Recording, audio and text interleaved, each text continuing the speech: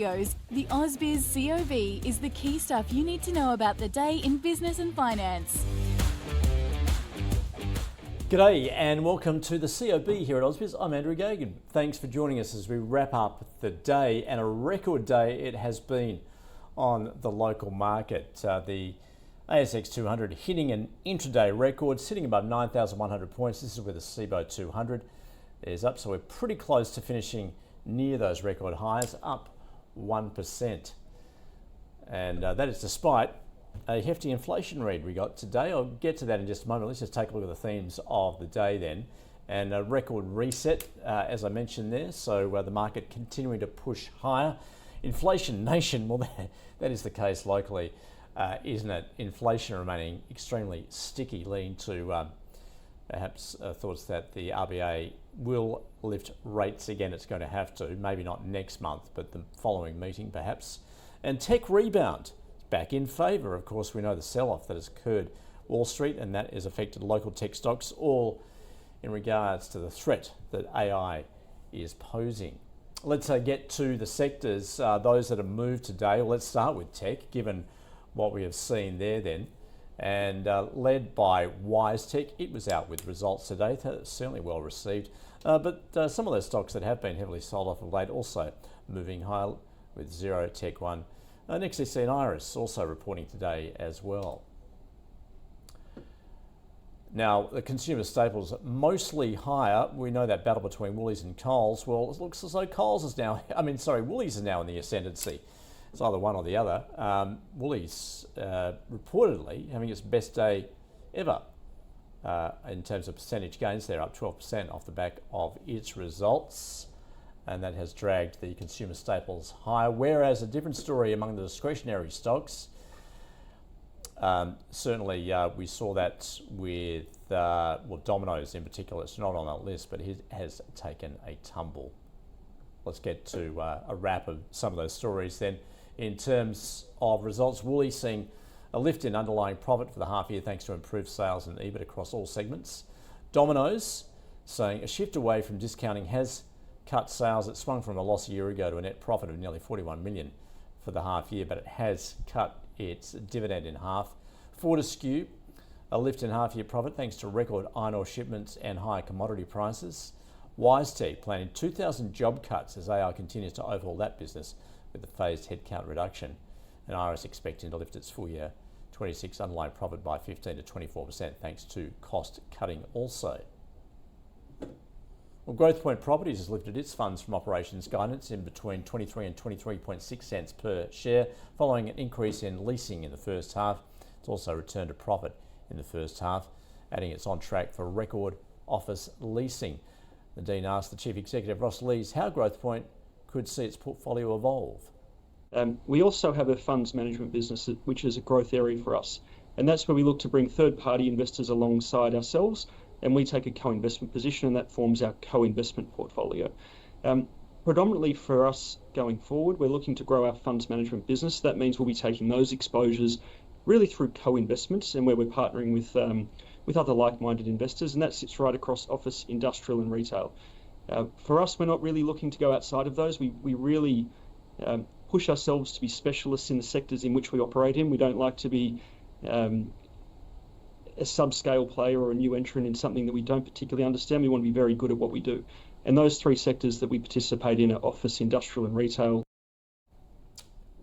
Meanwhile, hotel e-commerce platform SiteMinder has posted a 23% increase in first half revenue to $131 million. Subscription revenue increased almost 18%, driven by property growth and average revenue per user expansion. Earlier, we discussed the results with Chief Executive Sankar Narayan. Actually, very pleased with the results. So if you look at the headline metrics in the business, you started off with the revenue. That is, in terms of 23%. The year before was 17% growth, and that has accelerated to 23 this half. Then if you look at the ARR, that's actually accelerated to 27%. And then you actually get to the transaction, which is the smart platform, the new initiatives that we actually launched about a year or two ago, and that drove the transaction revenues to 38% revenue growth.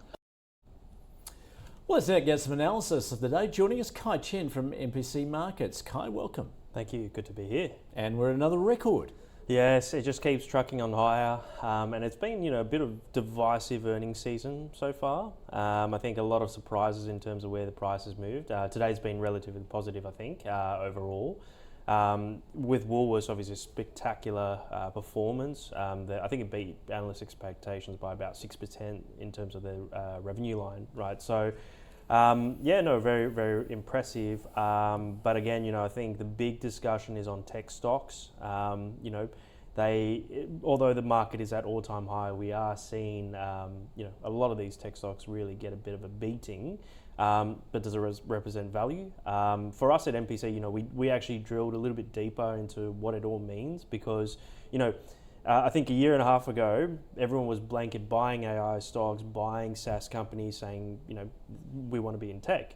But I think that's really kind of, this year, it's kind of question gone like, what does it really mean? Are these tech stocks actually going to make money?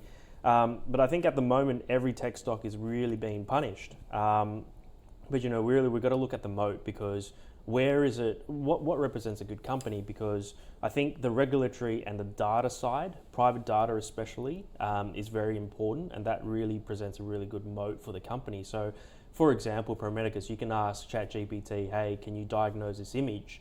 But unless you have the proprietary data, it really doesn't give you a very good answer.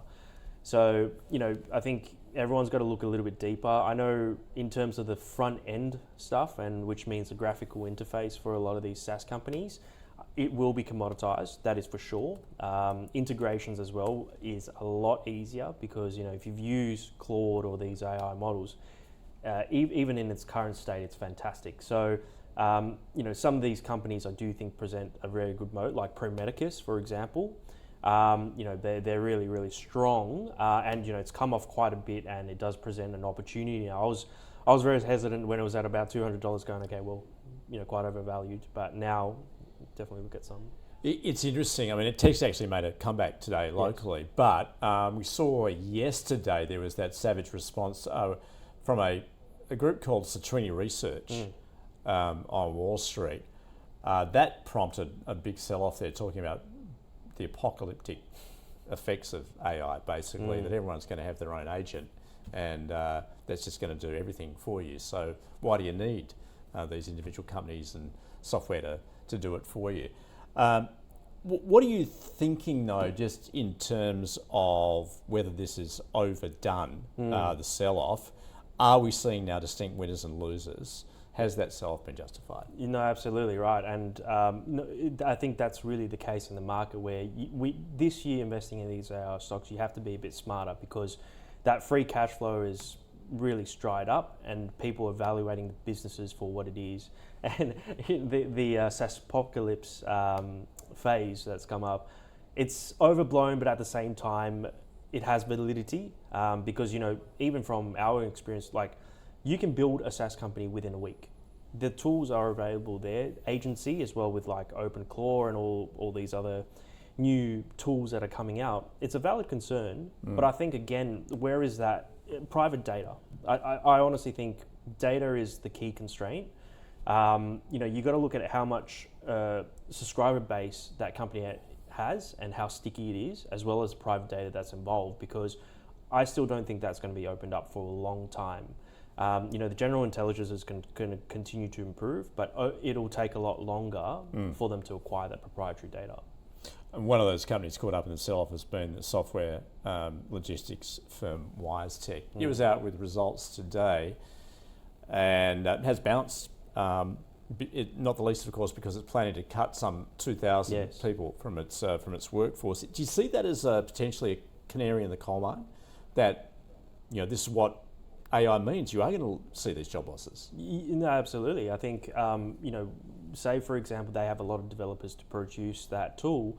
Now, as opposed to 5 developers, you can have 1 developer who can be very efficient. So there's a valid reason why there's job cuts. However, I do think, WiseTech has been it's been extremely under pressure in terms of price for many various reasons, governance included as well.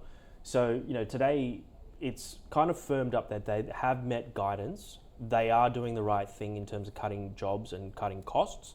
So I think it's a very strong signal to the market that, hey, you know, this is a very undervalued company at the moment. They have a very strong moat. It's an opportunity.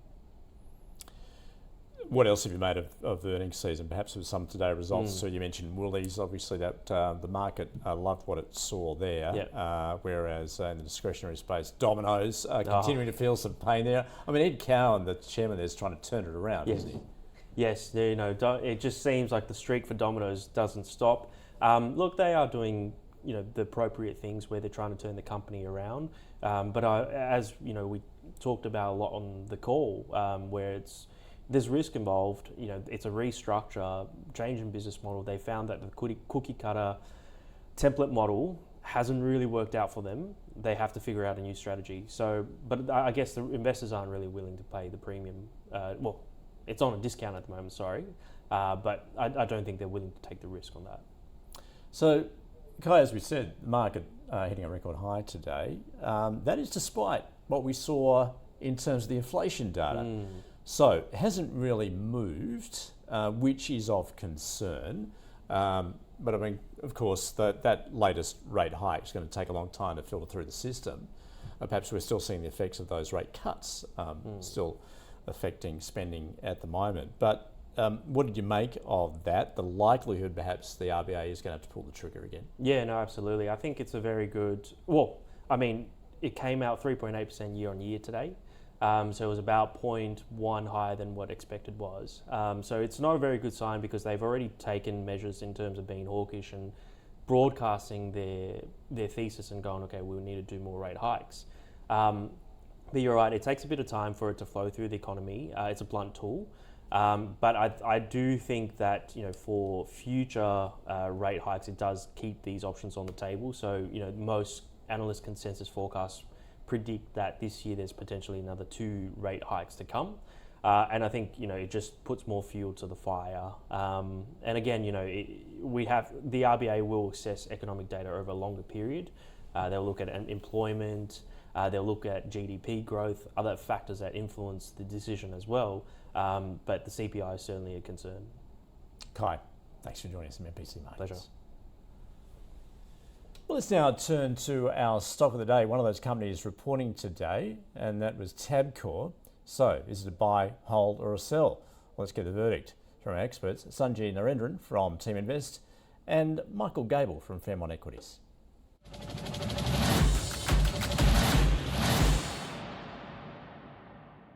This is one of those businesses going through a bit of a turnaround, new CEO, sort of a restructure in terms of what they're doing, cost cutting, all the usual things that you hear. So, you know, those sorts of situations, you know, have a higher risk reward. So you've got a business that hasn't been just growing incrementally every year, and therefore you can get a nice little return over time.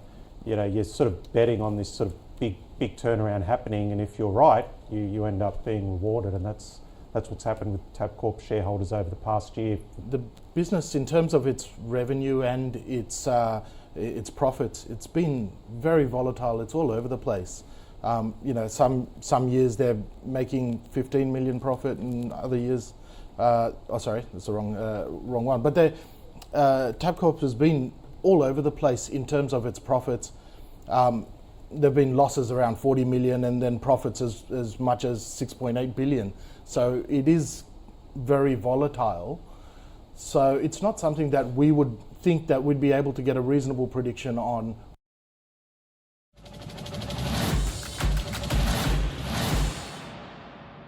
You've worked hard for your money all your life. Now your money needs to work hard for you. Whether you're building, transferring or drawing down, the right information makes all the difference. At Ausbiz Retire, you'll find the latest news and insights from trusted experts all in one place. Ausbiz Retire is powered by RAN, retirement income done differently. So let's turn to the winners and losers in today's trade. Beginning of those that have done well, a lot of these off the back of results we've seen today. Tabcorp among them being our stock of the day, up 20%. Helia Group also reporting 16% higher. Drone Shield making a comeback. It did also release results today along with Woolies. Those that have fallen, Domino's, well, that domino continues to fall, doesn't it? Trying to get the pieces in place. It's down 10%. Viva, Reece, Monadelphous and Dalrymple Bay Infrastructure. The smaller end of town, and Appen, big bump there, 28%. Once again, a lot of these in terms of results we've seen today: Cobra, Resume, Accent and Sunshine Metals, and those in the red today at the smaller end. Waterco, Fleetwood, Paragon, Saunders and Atlantic Lithium, bucking the trend we've seen in the lithium stocks. Now, let's see what's on tonight. This is going to be fascinating. Reserve Bank Governor Michelle Bullock is speaking at an event tonight. So this comes in the wake of that inflation data, which indicating that it's raining very sticky here in Australia. So it will be fascinating to see what she makes of that, perhaps clues as to what the RBA will do next. We also get inflation out of the EU and some big results out of Wall Street overnight. Nvidia, the biggest of them all. In fact, we'll have analysis tomorrow morning here at AusBiz. And tomorrow, we'll also get private capital expenditure for the quarter and earnings season continue, of course. Those companies reporting including Coles, Qantas, Karoon, Lynas Rare Earths and Super Retail. So let's recap where we're finishing. CIPO 200 up 1% and looks as though the ASX 200 is finishing at a record high. It's almost 1.2% higher, in fact, at 9,128 points. That is despite that inflation read. The market shook that off, certainly buoyed by what we're seeing among some of those earnings results. And once again, it was the resources sector doing the heavy lifting, with BHP extending its record up almost 3% in today's trade. That is the COB. Thanks for watching and listening.